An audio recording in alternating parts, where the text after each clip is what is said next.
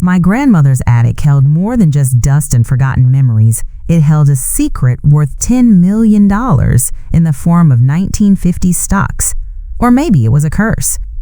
I stood in the center of her tiny living room, the air thick with the scent of mothballs and stale tea. Everyone thought my grandmother, Eleanor Vance, died poor. We, her family, didn't just think it.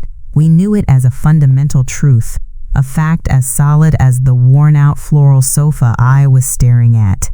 For 70 years, she had lived in this same two-bedroom house, a monument to frugality. She washed and reused aluminum foil. Her furniture was a patchwork of thrift store finds, and her greatest indulgence was buying the name-brand coffee. My mother, her only child, was weeping softly into a tissue, the grief of losing her mother, tangled with a lifetime of guilt for not being able to provide her with more. My father put a steadying arm around her, his expression a mask of weary pragmatism. "We have to start somewhere, Sarah," he said, his voice gentle but firm. "The house has to be cleared." Beside me, my brother Chris sighed and ran a hand through his hair. "Dad's right. Let's just rip the Band-Aid off." He was always the impatient one, viewing this final act of cleaning as just another task to be checked off a list. For me, it felt like a violation, picking through the bones of a life we thought we understood. We divided the house. Mom took the bedroom, wanting to be alone with her mother's things. Dad and Chris tackled the kitchen and garage, the domains of practicality.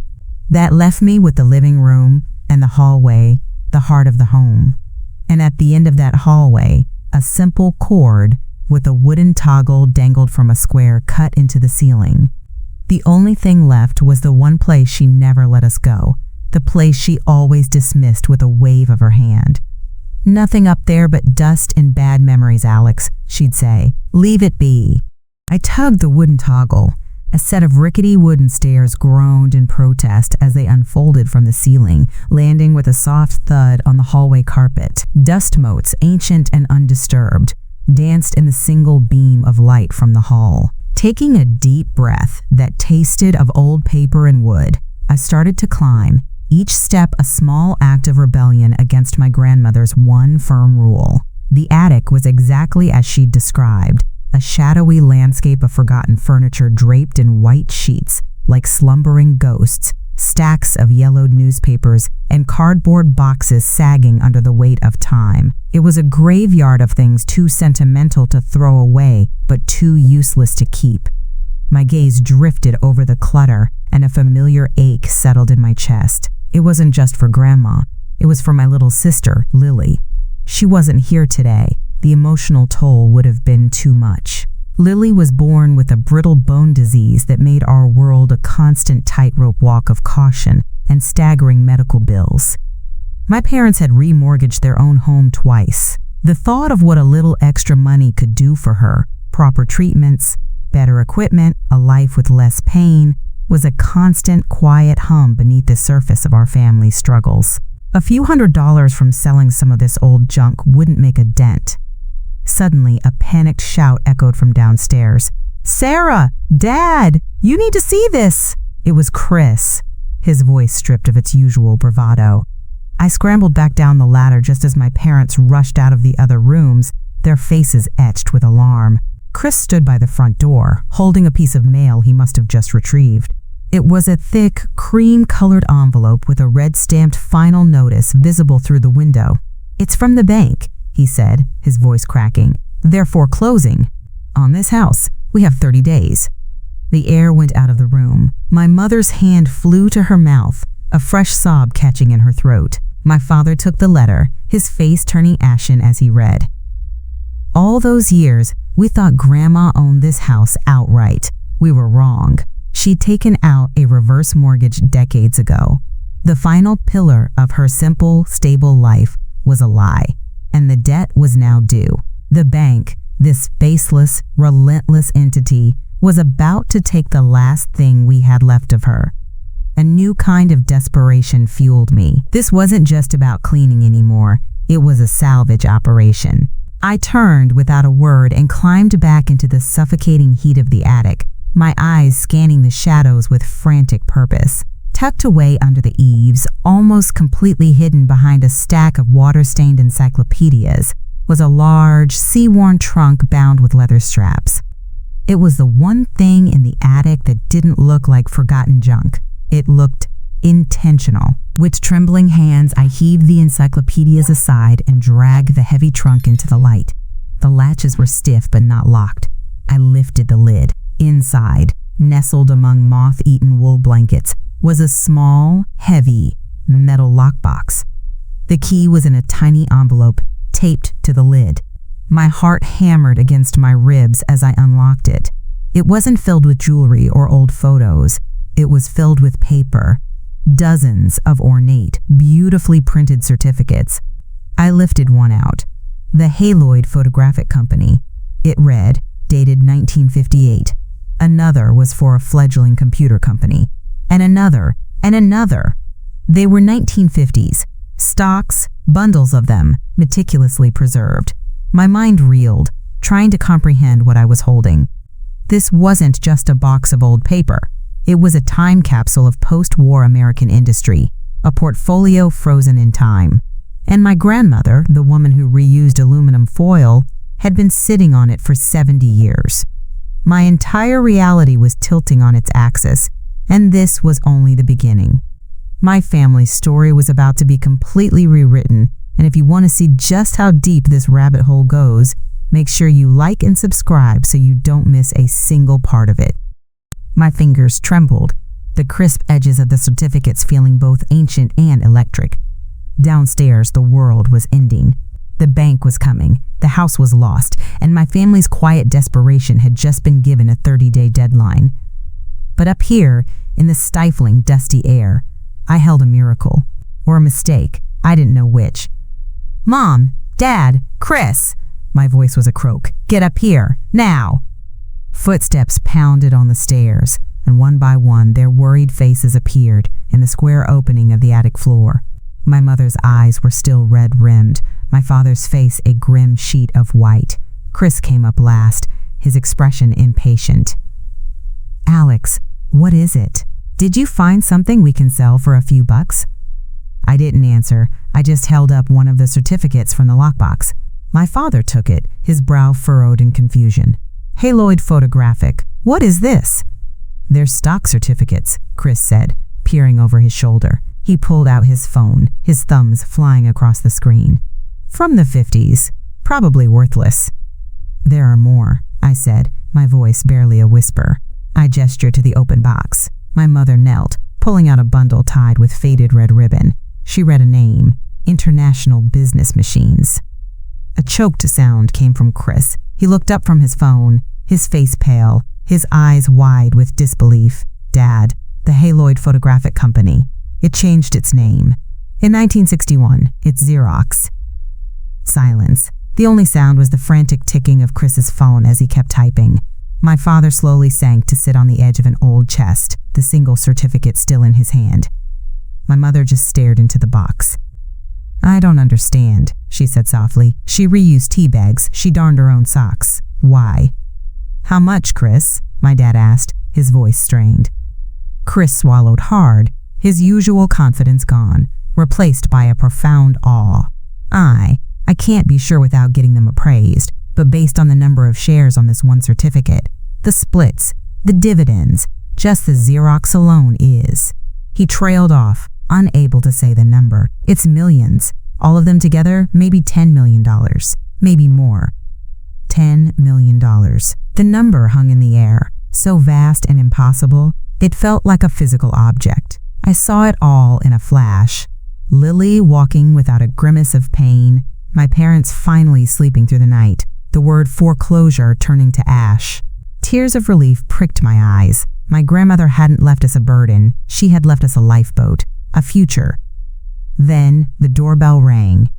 The sharp, sudden chime cut through our suspended reality like a gunshot. We all froze, staring at each other. No one was supposed to be here.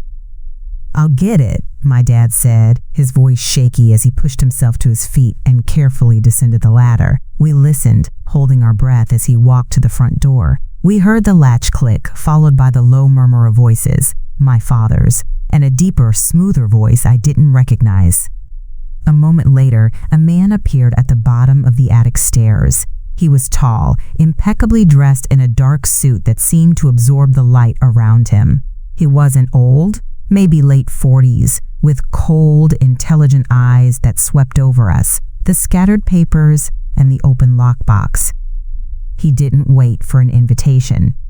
"That would be the box I'm looking for," he said, his voice calm and utterly devoid of warmth. It carried an authority that made the hair on my arms stand up. My father reappeared behind him, his face tight with a new kind of fear. "This man says he knew Eleanor. He's asking about some property." The man in the suit smiled, a thin, predatory curving of his lips. "My name is Julian Croft. My grandfather was a business partner of Eleanor's late husband, a partnership that ended poorly. She was supposed to be holding those for safekeeping, a debt to be repaid." He took a deliberate step toward the ladder, his gaze locking onto the box. "I'm here to collect. Those 1950s stocks belong to my family." The hope that had soared so high just moments before crashed and burned, leaving a pit of ice in my stomach. This wasn't a lifeboat. It was bait. The foreclosure, the 30-day notice, our desperation, it was all just the backdrop to a much older, more dangerous story. The $10 million wasn't a miracle to save us. It was a weapon, and this man had just declared war to get it back. There was no going back to just cleaning out an old house. The fight for our future had just begun. My father's attempt at a protest died in his throat. "Now hold on," he managed, his voice thin. "You can't just walk in here and—" "I can, and I have," Croft interrupted, his tone smooth as polished granite.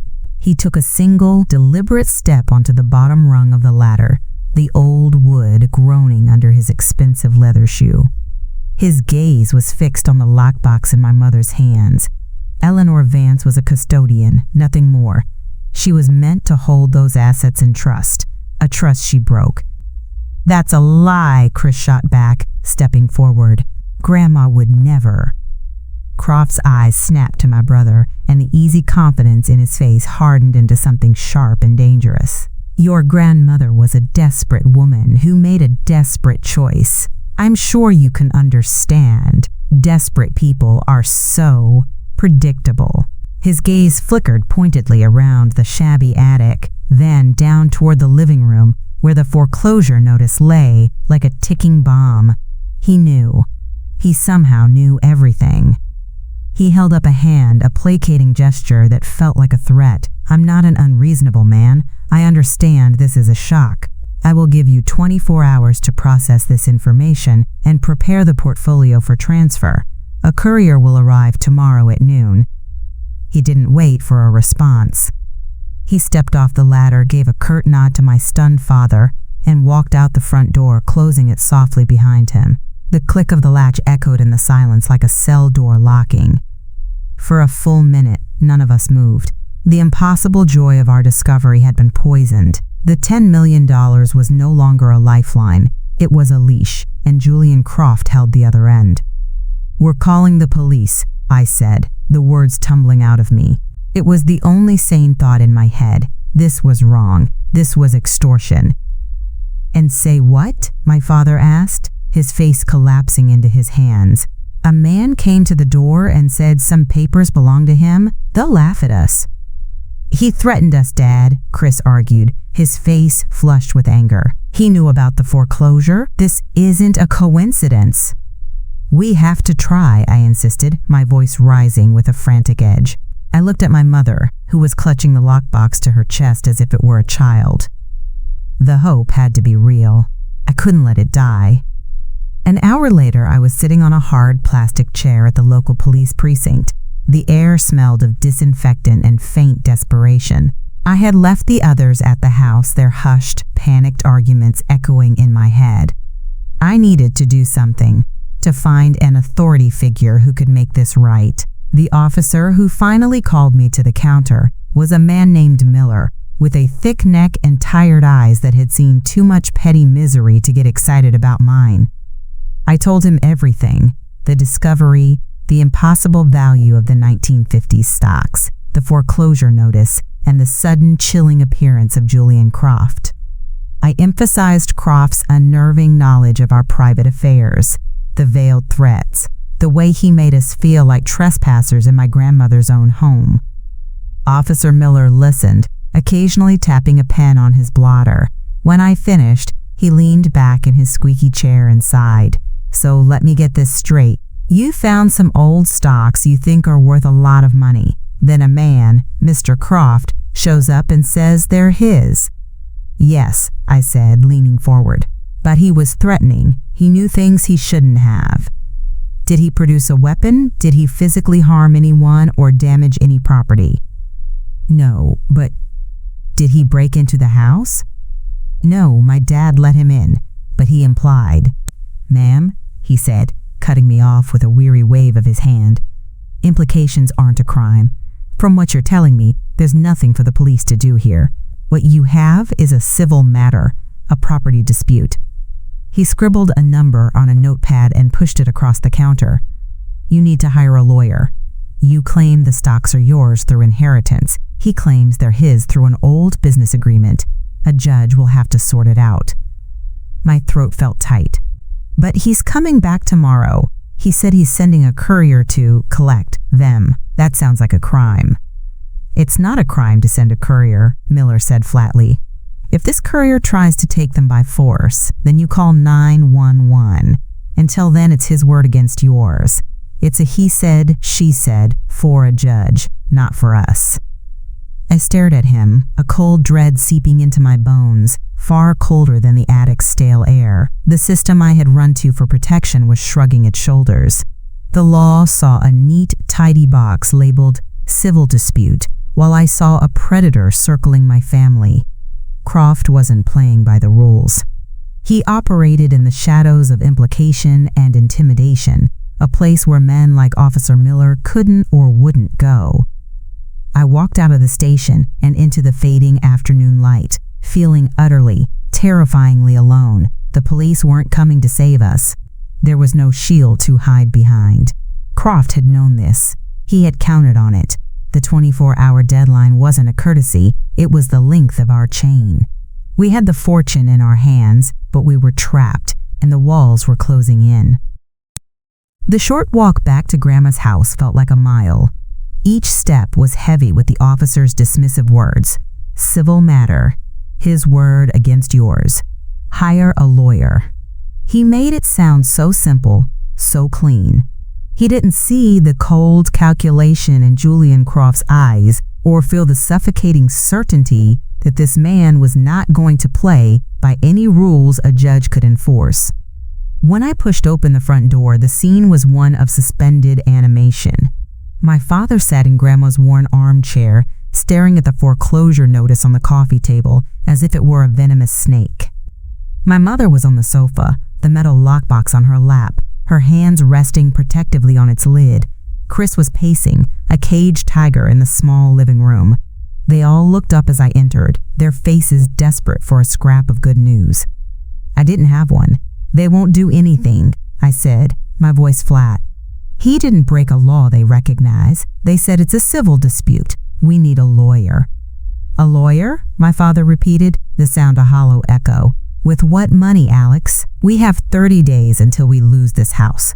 We can't afford our own mortgage, let alone a legal battle against a man who wears more on his wrist than our car is worth. So that's it? Chris exploded, stopping his pacing to throw his hands up in the air. We just hand over $10 million because we're scared? This is Lily's future. This is everything. Don't you think I know that? My dad shot back, his voice cracking. But what's the alternative? We defy him and then what? He knows where we live, Chris. He knows everything. We can't just give them to him, my mother whispered, her knuckles white as she gripped the box. Eleanor kept them all these years. There has to be a reason. She wouldn't have done this to us. The argument spiraled, a frantic, hopeless loop of fear and anger. We could run, but where? We could hide the 1950s stocks, but for how long? Croft had found us once. He would find us again. The 24-hour deadline loomed, a guillotine over our heads. Noon tomorrow. As our voices rose, a flicker of movement from the corner of the room caught my eye. The old television set, a bulky cathode ray tube model that hadn't been turned on in a decade, sputtered to life. Its screen glowed with a wash of gray static, a low hum filling the sudden silence as we all turned to stare. "What the hell?" Chris muttered, taking a step toward it. "Is there a short or something?" But it wasn't a short. The static coalesced, forming crisp, white letters on the black screen, typed out by an invisible hand. Back quote, "I hope you are having a productive family meeting." Back quote. Ice water flooded my veins. My mother gasped, pulling the lockbox closer. My father slowly rose from his chair. "He's in the house," Chris whispered, his eyes darting wildly around the room. "No," I said, my voice trembling as a new line of text appeared. "It's worse than that."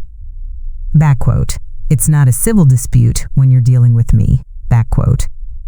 The words hung in the air, a direct rebuttal to the advice I had just received from Officer Miller. He had been listening. He had bugged the house or our phones, or maybe he was just everywhere, a ghost in the machine of our lives. Then came the final, devastating blow. A new image filled the screen, replacing the text. It was a live video feed, slightly grainy but perfectly clear. It was a shot of a hospital room door. A door I knew better than my own. A little plaque was visible beside it. Pediatric Orthopedics, Lily's ward. The camera was active. It was watching the entrance to her room right now. The screen went black. The fight drained out of us, replaced by a primal, suffocating terror. This wasn't about money or a house anymore. This wasn't a property dispute. Croft had reached through the static and put his hand on the one thing in our world that was truly fragile. He wasn't just trying to take the past from us. He was threatening to shatter our future. Noon wasn't a deadline for a courier. It was a threat. And we had just received our final warning.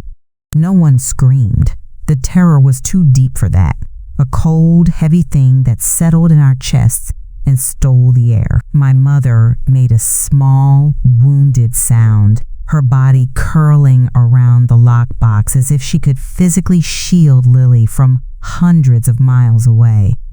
My father, who always had a plan, who always knew what to do, just stared at the blank television screen, his face a hollow mask of impotence. The live feed of Lily's hospital ward was burned into our minds.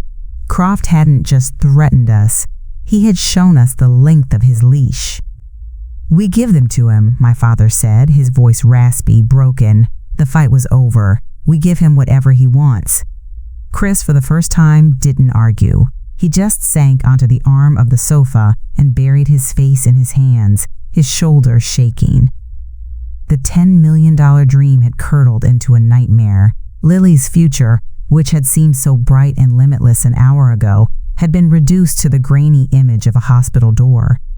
My mother nodded slowly, her eyes vacant. "He can have them," she whispered. She fumbled with the clasp on the lockbox, her fingers too numb and clumsy to work the mechanism. "Alex, help me, let's get them ready." I moved as if in a trance, my limbs feeling like they belonged to someone else. I knelt in front of my mother and took the box. This was it. This was the moment of surrender. The heavy metal felt cold, dead. As I worked the latch, my thumb brushed against the bottom of the interior. Beneath the worn felt lining, I felt a slight ridge, a seam that didn't belong. My fingers, driven by a flicker of instinct I didn't know I possessed, traced the line. It was a false bottom. My grandmother, the woman who reused aluminum foil and hid a fortune in her attic, had hidden one last secret. "Wait," I breathed. My family looked at me, their expressions blank with grief. "Alex, just open it," my father said wearily. "It's time to be done with this." "No, look." With a trembling fingernail, I pried at the edge of the felt. The false bottom lifted, revealing a shallow, hidden compartment. Lying inside was a single, folded piece of paper, yellowed with age, and a small, tarnished brass key. It wasn't a key to a door. It was a key to a safe deposit box. I unfolded the paper. It was a letter, written in my grandmother's spidery, elegant script. "My dearest family," it began. "If you are reading this, the worst has happened, and a Croft has come to call. Do not believe his lies. My husband did not steal from that family. He discovered their crime. The enclosed key is for a box at the First National Bank on Elm Street. Inside, you will find the original ledgers my husband saved. They prove that the Croft patriarch built his fortune on fraud, and that these 1950 stocks were the only assets my husband could legally wrestle away as evidence before he died. Julian Croft does not want repayment for a debt. He wants to bury the truth. He is not afraid of the police. He is afraid of the press. That is his weakness. Be brave.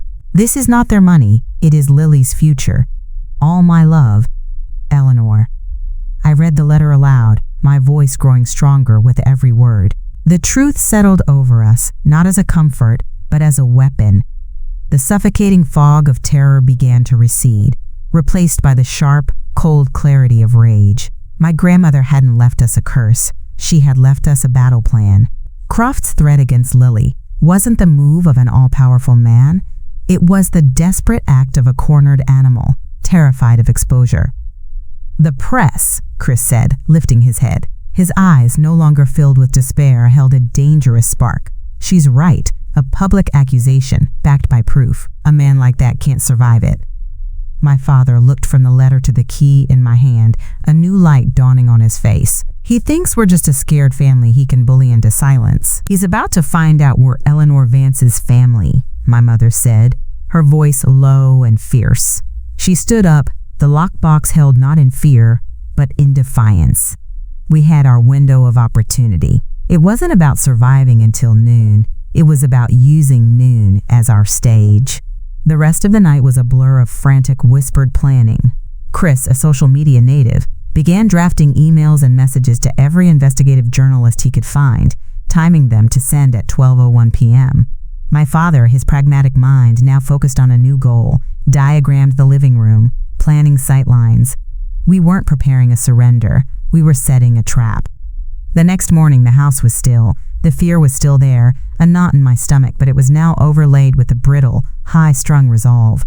At 11:55 a.m., we took our places. My mother sat on the sofa, the lockbox on the coffee table in front of her, closed. My father stood near the hallway. Chris was in the kitchen, his finger hovering over the send button on his laptop. I was to be the one to open the door.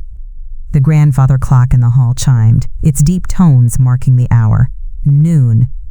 As the last chime faded, the doorbell rang. My heart hammered against my ribs. I took a deep breath, walked to the front door, and looked through the peephole. It wasn't a courier. It was Julian Croft himself, standing on the porch, a thin, expectant smile on his face. He had come to collect his prize in person. I met my father's gaze, saw him nod, and turned the lock. This was it. The fight for my grandmother's legacy and Lily's future was about to begin. I opened the door. Julian Croft's smile was a thin, confident slash. He was dressed in another perfect suit, a dark charcoal gray this time, as if for a funeral, our funeral. "Alex, is it?" he said, his voice smooth as silk. "I do hope you've all come to a sensible decision." I didn't answer, just stepped back and let him enter the house he thought he had already conquered. His eyes swept the living room, landing on my mother, who sat ramrod straight on the sofa. He noted the lockbox on the coffee table, still closed, and his smile widened. He thought this was a surrender ceremony. "Excellent," he murmured, walking to the center of the room. "I'm glad to see reason has prevailed. If you'll just place the contents of the box in my briefcase, we can conclude this unfortunate business." My father stepped out of the hallway. He wasn't holding a weapon. He was holding a dusty, leather-bound ledger. Croft's eyes flickered to it, a momentary spark of confusion in his otherwise placid expression. "We found something else this morning," my dad said, his voice steady. He placed the ledger on the coffee table beside the lockbox, in a safe deposit box. The key was with the stocks. Croft stared at the book. For the first time since he had entered our lives, his composure seemed to waver. The ledger was old, its cover worn, its pages yellowed, but it was not forgotten junk. Like the trunk in the attic, it was intentional. It was evidence. I picked it up. The paper was brittle, and my grandmother's husband's handwriting filled every page in neat, precise columns of ink. It was an accountant's logbook.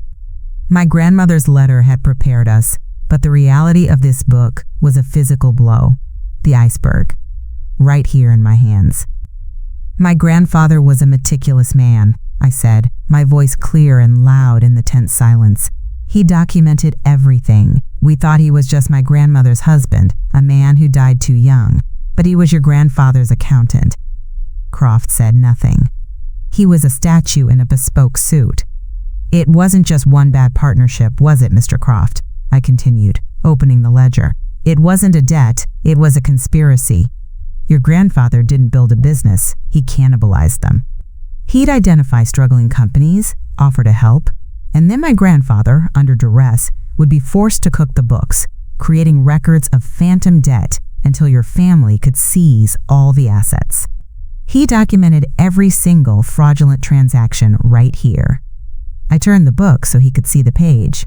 Look, there's the Miller Textile Company, 1954. The Hudson Shipping Line, 1956. And here, I said, my finger landing on a familiar name, is my grandfather's own small investment firm, the last one on the list, the one he refused to let you have. The twist wasn't that Croft's family were thieves.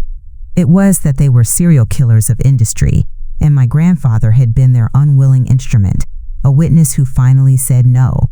The portfolio of 1950 stocks wasn't stolen money. It was the only clean asset my grandfather could legally pull from the wreckage of his own company before Croft's patriarch destroyed him, not just his business, but his reputation, leaving him to die broke and disgraced.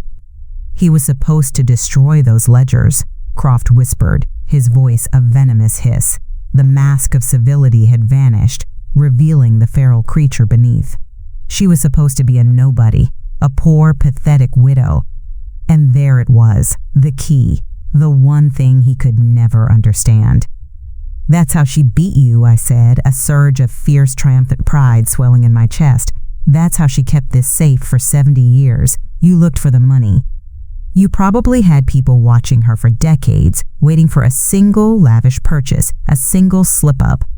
But you never found one, did you? I leaned forward, my voice dropping. Because she lived like a pauper. She reused aluminum foil and darned her own socks. She let everyone, even her own family, believe she was poor. Her poverty was the perfect camouflage. It was a fortress. Because a man like you, a family like yours, you would never, ever think to look for the truth in a place with no money. Her simple, frugal life was the one thing your greed could never comprehend and your power could never touch. You have no idea who you're dealing with, he snarled, taking a step forward. I know about your sister. I can make one phone call. Sent, Chris said from the kitchen doorway. He held up his laptop. The first page of that ledger, along with Grandma's letter and your name, just went out to every major investigative reporter in the country. The rest of the book goes public if we don't hear from you by this time tomorrow that the foreclosure on this house has been canceled and all claims on our family have been dropped. Croft froze. He looked from the ledger to the lockbox to my face. He saw no fear. The threat against Lily was gone, vaporized. He couldn't touch her without confirming our entire story to the world. He was trapped in the web my grandmother had started weaving 70 years ago. He stared at the $10 million lockbox on the table, the prize he had come to collect. It was right there, within his grasp, but it might as well have been on the moon. Taking it now would be an admission of guilt. He had lost, defeated not by a rival corporation or a government investigation, but by the ghost of a frugal old woman and the family she had taught to be brave. Without another word, Julian Croft turned. He walked out the front door, closing it softly behind him. The click of the latch wasn't a cell door locking. It was the sound of our chains breaking. We were free. For a long moment after the door clicked shut, the only sound was the frantic thumping of my own heart. The air in the room was thick with unspoken words, with the ghost of a 70-year-old secret and the phantom of Julian Croft's cologne. Then, my knees gave out. I didn't fall, but I staggered back against the wall, sliding down to sit on the floor, the strength gone from my legs. The adrenaline that had held me together like wire and glue dissolved, leaving me shaking and utterly exhausted. My mother began to weep, deep, ragged sobs of pure release that shook her whole body. My father didn't try to quiet her. He just wrapped his arms around her and held on, burying his face in her hair. Chris let out a breath that sounded like it had been held for a lifetime and sagged against the kitchen doorway, his laptop still clutched in his hand. "Did that just happen?" he whispered, his eyes wide and slightly dazed. No one answered. We just existed in the aftermath, the four of us breathing in the quiet of a battle won. I looked at the coffee table. The ledger and the lockbox sat there, no longer symbols of a threat, but of a victory. My grandmother's victory. She hadn't just left us a fortune, she'd left us a legacy of quiet, unbreakable strength. My phone buzzed in my pocket, a jarring intrusion.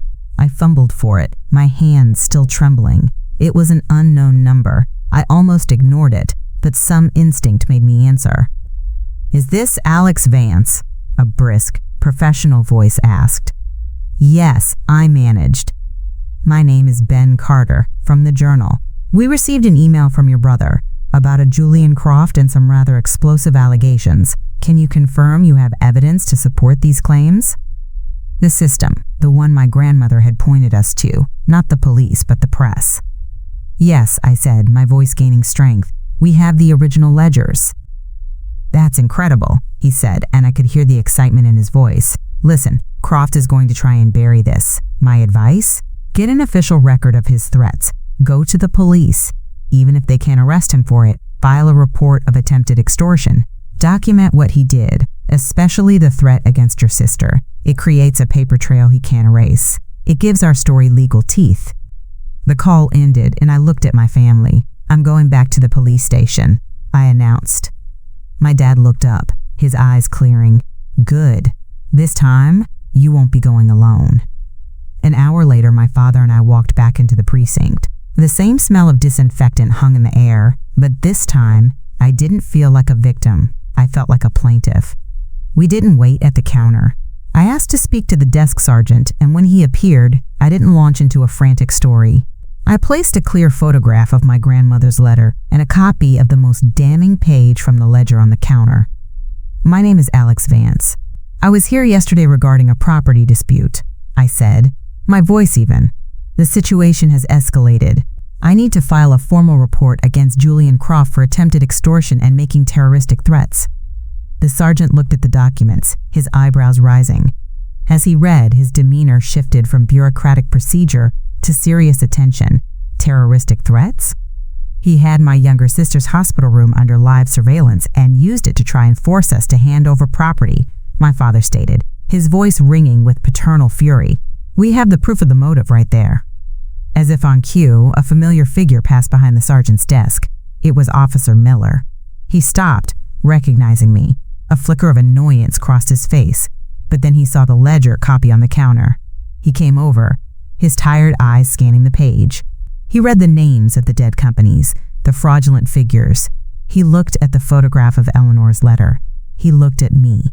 The weariness in his expression was replaced by a grim understanding. "I'll take this," he said to the sergeant, his tone all business. He led us to an interview room, and this time, there was no condescension, there was no talk of a civil matter. He took down every word, his pen scratching furiously across the official report. He documented the history of the 1950s, stocks, the appearance of Croft, the threat on the television, the live feed of Lily's hospital. The system, so impenetrable yesterday, was now methodically, officially, working for us. We were no longer a he said, she said case. We were witnesses with irrefutable proof. When we walked out of the station for the second time, the sun was setting. I didn't feel alone or terrified. I felt clean. We had dragged Croft's dirty secret out of the shadows and into the light, and now the official record was on our side. The war was over. All that was left was to claim the peace. The news cycle was a ravenous, fleeting thing. For 3 days, Julian Croft was the lead story. Ben Carter's article, backed by the Ledger and our police report, was a masterpiece of controlled demolition. Croft's empire of intimidation crumbled under the weight of public scrutiny. His lawyers issued denials, but the damage was done. The bank called on day 2. The foreclosure proceedings on Eleanor's house were terminated with a series of stammered apologies. By the end of the week, Croft's name was replaced by some other scandal, some other villain. He was gone. We had won. But victory didn't feel the way I thought it would. It wasn't a soaring cinematic triumph. It was a hollow, echoing quiet. We were safe, but we weren't the same. Sleep was the first casualty. For me, it came in flashes of static. The image of that grainy hospital door burned onto the back of my eyelids. I'd wake up with my heart pounding, convinced I could hear a low hum coming from the television in the corner of my room. Twice I got up and unplugged it from the wall, but it didn't help. The hum was inside my head now. It was worse for my mom. She insisted Lily come home from the hospital, even though the doctors advised another week of observation. She set up a bed in the living room, and she never left her side. She'd sit in a chair all night, just watching my sister breathe.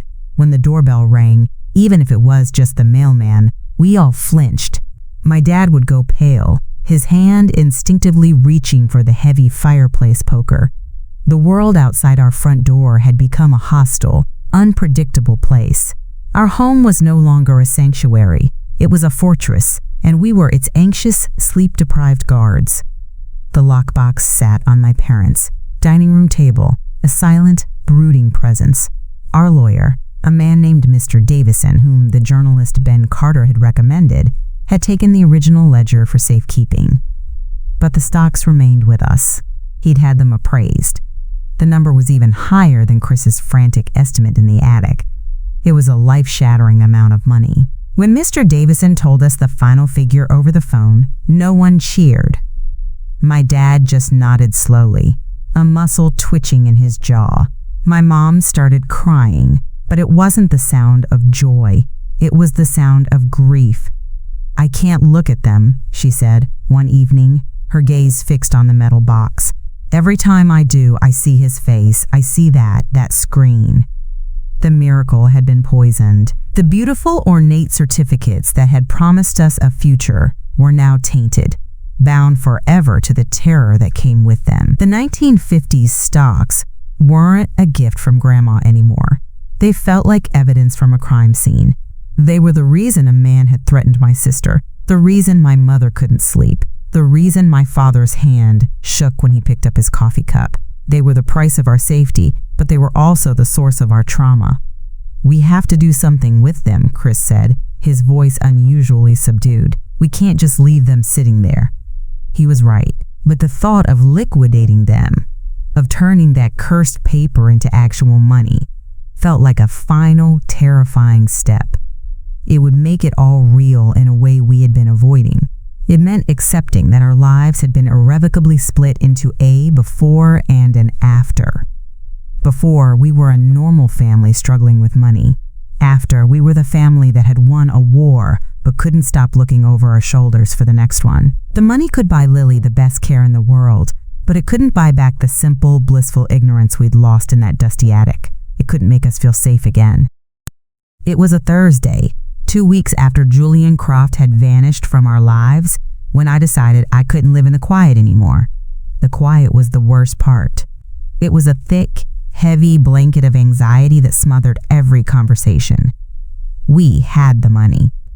Mr. Davison had set up the trusts, outlined the investment strategies, and explained in calm, measured tones how none of us would ever have to worry about a bill again. Lily was home, and her new specialist, one of the best in the country, was already mapping out a treatment plan that sounded like science fiction. We had everything we had dreamed of, and we were all broken. I found my father in the garage, staring at the lawnmower as if he'd never seen one before. He'd been doing that a lot, just staring. "I'm going out," I told him. He turned, his eyes taking a moment to focus on me. "Where to?" "The police station." The haunted look on his face sharpened into alarm. "Alex, no. It's over. Let it be." "It's not over," I said, and I was surprised by the steel in my own voice. "Not for me. Mom is afraid of the doorbell." "You look like you've seen a ghost every time a car slows down on our street. We have $10 million and we're prisoners." "That's not winning, Dad." He didn't have an answer for that. I walked into the precinct, and the familiar smell of disinfectant felt different this time. It didn't smell like desperation anymore. It smelled like failure. I walked to the counter and asked for Officer Miller.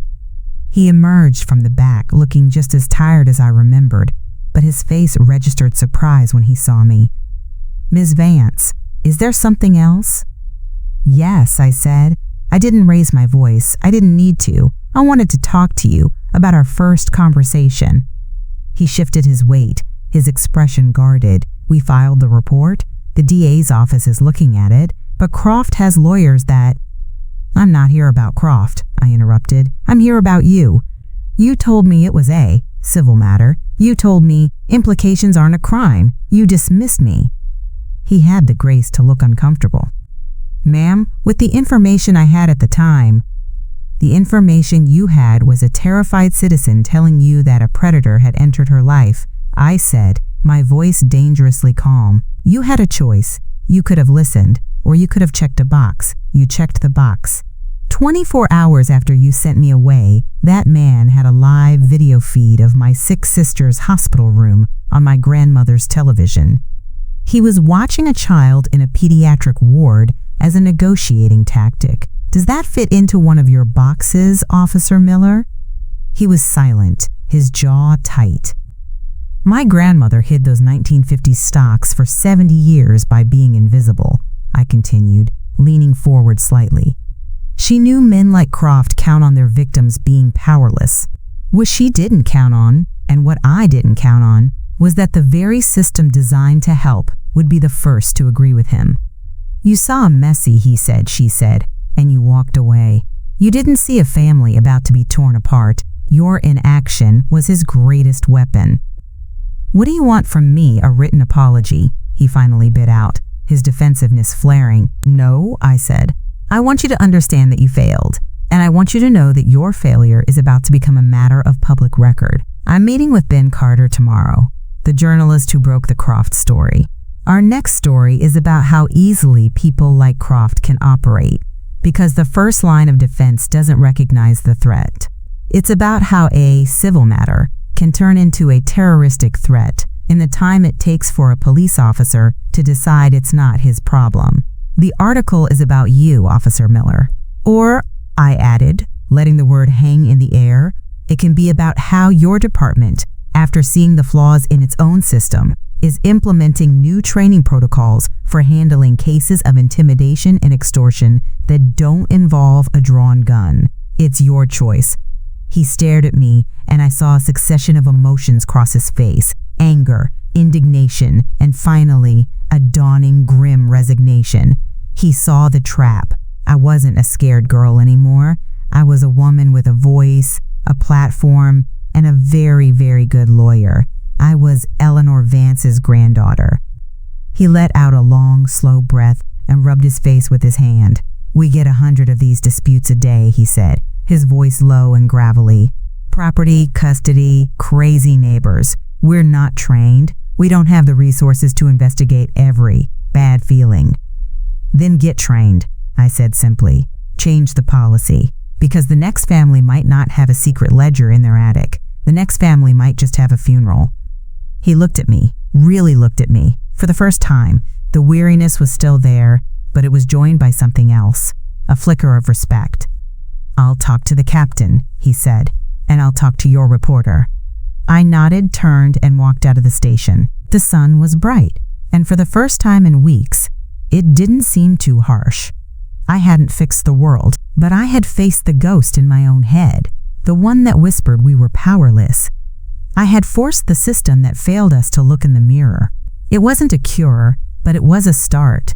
It was the first step toward making our new life feel like our own. The money hadn't made us safe, but the strength we found because of it just might. 3 months later, the silence in my grandmother's house had changed. It was no longer the heavy, anxious quiet of a family holding its breath. It was a soft, peaceful quiet, the kind that settles over a home where people feel safe. Lily was the one who broke it, her laughter echoing from the newly seeded lawn in the backyard. It was a full, unrestrained sound, no longer cut short by a sharp intake of breath or a twinge of pain. It was the sound of our new life. We were all in therapy. Dr. Anya Sharma, a woman with kind eyes and a no-nonsense attitude, called our shared experience a, quote, systemic trauma. She gave us language for the sleepless nights and the way we all still flinched at unexpected noises. She gave us homework to reclaim the things Croft had tainted: our home, our security, our story. So we started with the house. We didn't sell it. Selling it felt like letting Croft win, like admitting the space was poisoned beyond repair. Instead, we hired a contractor. My parents were adding a new wing for Lily, complete with a physical therapy room and windows that looked out onto the garden. My father, who once stared blankly at a lawnmower, now spent hours poring over blueprints. His pragmatic mind finally focused on building a future instead of defending against a threat. Today, our homework was the attic. We had to go back to the beginning. The four of us climbed the rickety ladder, but this time there was no desperation, no fear. The air was still dusty, but the light from the newly installed skylight cut through the gloom. It was just an attic again. We worked slowly, methodically. Chris sorted old newspapers for recycling, my dad dismantled a decrepit armchair, and my mom and I went through the boxes. In one, tucked beneath a stack of faded tablecloths, we found a small tin box filled with neatly wound balls of darned thread and a collection of mismatched buttons, each one carefully salvaged from a worn-out shirt or coat. A few months ago, I would have seen this as a sad testament to a life of poverty. My mother's eyes would have filled with tears for all the things she wished she could have given her mother. But now, we just looked at each other and smiled. "Her fortress," my mom said softly, running a finger over a chipped pearl button. I nodded, understanding completely. This wasn't a symbol of lack. This was a symbol of her genius. Every saved button, every reused tea bag, every darned sock was a stone in the wall of the fortress she built around her secret.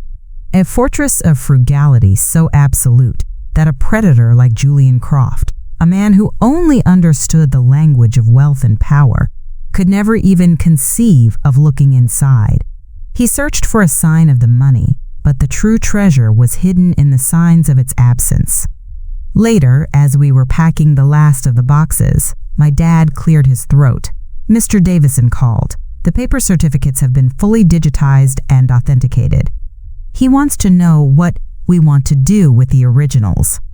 The actual pieces of paper, the 1950s stocks that had started it all. For a moment, the old chill returned. My first instinct was to say, burn them. But then I looked around the attic, at the light pouring in, at my family working together, at the small tin of buttons my mother now held, as if it were a precious heirloom. We weren't those terrified people anymore. "We should frame one," I said, "the haloid photographic one, the first one I picked up."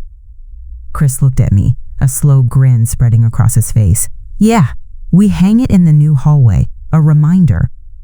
Not a reminder of the terror, but of the truth. A reminder of our grandmother, Eleanor Vance, the woman who lived a small life to protect a legacy big enough to save us all. It wouldn't be a trophy of our victory over Croft, but a quiet monument to hers. The money was for Lily's future, but the story, that was for us.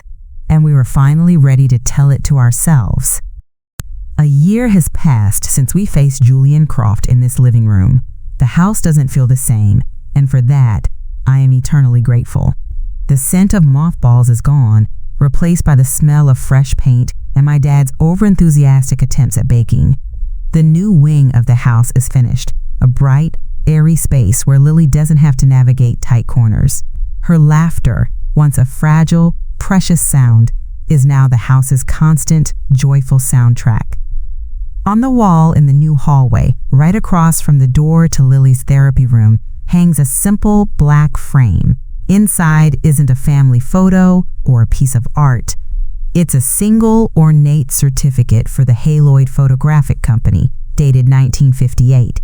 It's the first one I ever touched.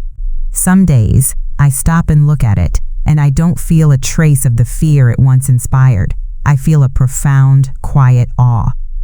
I finally understand my grandmother. We all do. Her frugality, the thing we once pitied, was her armor. Her poverty was her camouflage. She played the long game with a patience and resolve I can barely comprehend. She knew the world was full of men like Croft, men who are blinded by greed, who can only see value in things that glitter. So she built a life that had no glitter, a life so simple and unassuming that her treasure, our future, remained invisible. She didn't just hide the 1950s stocks. She hid them in plain sight, protected by a fortress of perceived poverty. She wasn't a victim who died poor. She was a queen who ruled a tiny two-bedroom kingdom, guarding her family's future with every reused tea bag and darned sock. The money changed everything, of course. It gave Lily a life with less pain and my parents a life without debt. But the real inheritance wasn't the $10 million. The real inheritance was the story. It was the discovery that our family, this quiet, unassuming little family, had a warrior at its heart. It was learning that we had some of her strength in us too. We faced down a monster, not with money or power, but with a truth he couldn't bury, and a courage we didn't know we had. We're safe now, not just because the doors are locked, but because we know we're strong enough to face whatever's on the other side. That's the thing about family stories. You think you know them, but sometimes the most important chapters are the ones that stay hidden, waiting in the dust for someone to find them. It's a story I'm so glad I could share with all of you. And if you want to hear more about the incredible secrets people leave behind, make sure you like and subscribe, because you truly never know what you'll find when you start digging into the past.